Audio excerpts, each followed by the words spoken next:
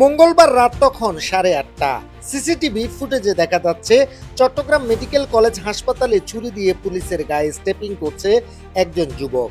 এই সুযোগে অন্য সদস্যরা চিকিৎসারত এক আসামিকে নিয়ে পালিয়ে যাচ্ছে।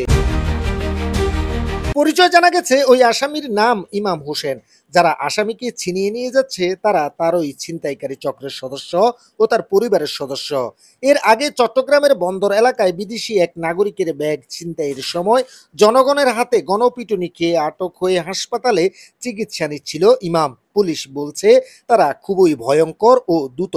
হোসেন, যেটা নূর হোসেন, নূর হোসেন কিন্তু তার ভাই, আকাশের ভাই। এবং এই যে সুমাইয়া, যার বাসায় ছিল সুমাইয়া এবং মুন্না কিন্তু তার ফুফাতো ভাই। অর্থাৎ এভাবেই তারা বলতে গেলে সবাই আত্মীয় স্বজন, এইসব কাজে তারা জড়িত। আমি আবার বন্দর থানার অফিসার ইনচার্জ এবং বন্দর থানা থেকে যিনি সম্প্রতি পদত্যাগ নিয়ে গেছেন, ওই দুই অফিসার ইনচার্জ আমাকে যেটা ব্যাখ্যা করলেন যে এরা দুর্দর্শ ছিনতাইকারী। মোটামুটি এরা, আমার তো মনে হয় না এই যে ছোটো সাজ্জাত এই সাহস করবে চিরা মিডিল থেকে যেভাবে তারা মানে যেভাবে 5 তলা থেকে নেমে চলে গেছে। এ ঘটনার পর সিএমপির পাঁচলাইশ থানা পুলিশ শহরের বিভিন্ন স্থানে রাতভর অভিযান পরিচালনা করে সকালে তাদের গ্রেফতার করে।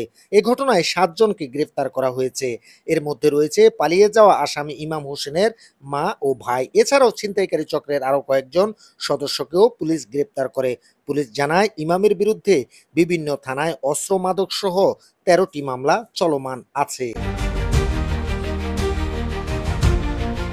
রায়হান হোসাইন, প্রথম কণ্ঠ, চট্টগ্রাম।